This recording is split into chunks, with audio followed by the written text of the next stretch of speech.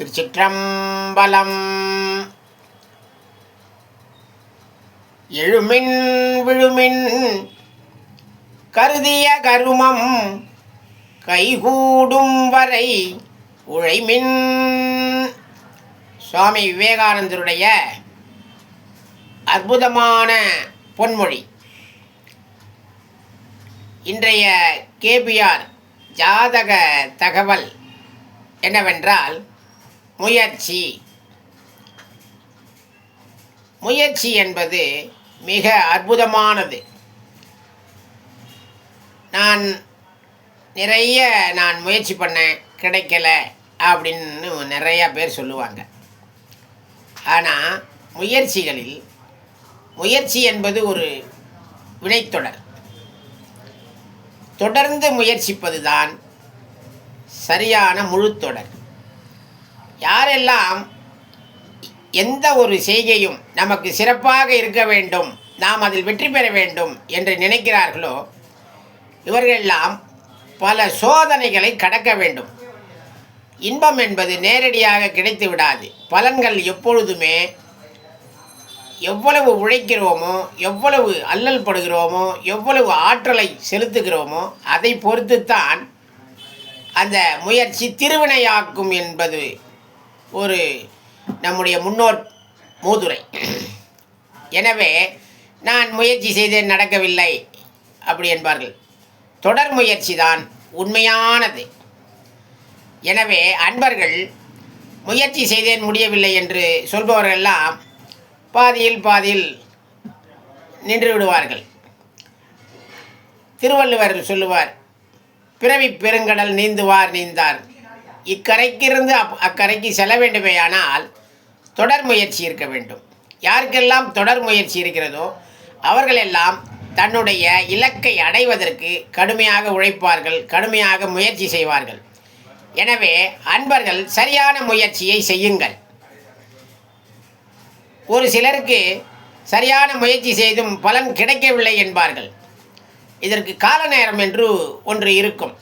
சில காலங்களில் அவர்களுக்கு திசை சரியாக இல்லை என்றால் இவர்களுடைய முயற்சி நிறைய வீணாகும். ஆனாலும் அந்த விடாமுயற்சி மட்டும்தான் இவர்களை கரை சேர்க்கும்.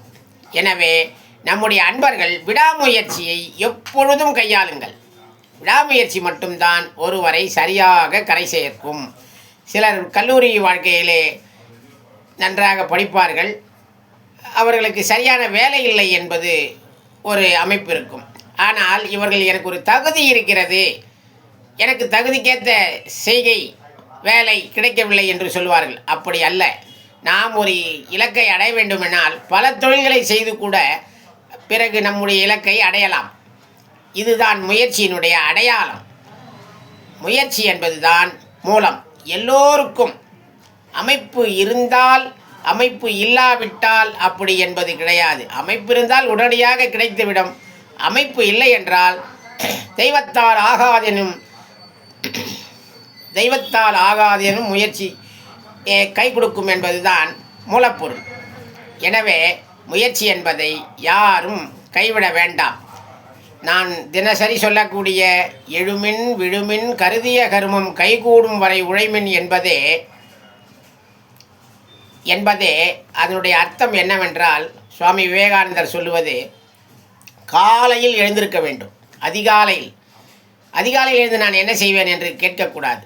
அதிகாலையில் எழுந்து நாம் நினைக்கக்கூடிய இடத்திற்கு செல்ல வேண்டும். குறைந்தபட்சம் ஒரு 3 கிலோமீட்டராவது சென்று வர வேண்டும். 6 கிலோமீட்டர் செல்ல வேண்டும்.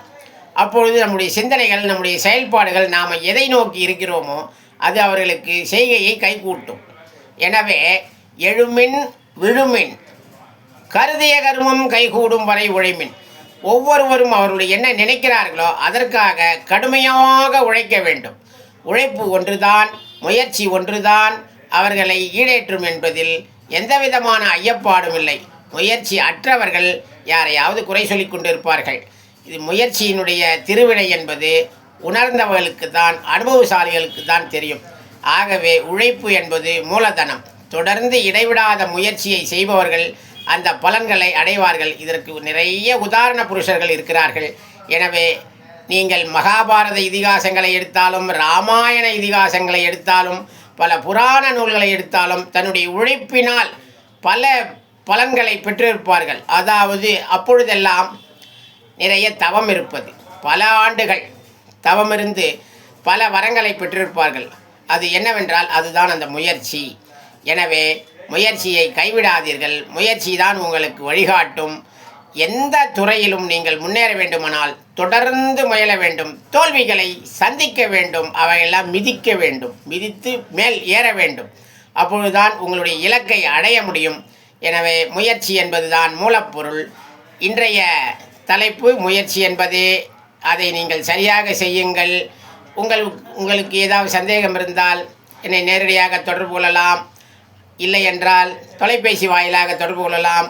உங்களுக்கு தேவையான கருத்துக்களை சொல்வதற்கு நான் தயாராக இருக்கிறேன். எனக்கு தெரிந்தவரை ஜாதகம் என்பதை பொதுவாக முயற்சிகளுக்கு தான் நிறைய திருவினையாக்கும். அவர்கள் எல்லாம் சிறப்பு அடைவார்கள் என்பதே ஜாதக விதி. கர்மா அது எல்லாம் அப்பாற்பட்ட பிரச்சனை. முயற்சி என்பது தான் மூலம். எனவே எல்லோரும் முயற்சித்து அவரவர்களுடைய துறையில் சிறந்து விளங்க வேண்டும் என்று அன்பர்களை வேண்டி விரும்பி கேட்டுக்கொள்கிறேன். எழுமின் விழுமின் கருதிய கருமம் கைகூடும் வரை உழைமின். திருச்சிற்றம்பலம். நன்றி, வணக்கம்.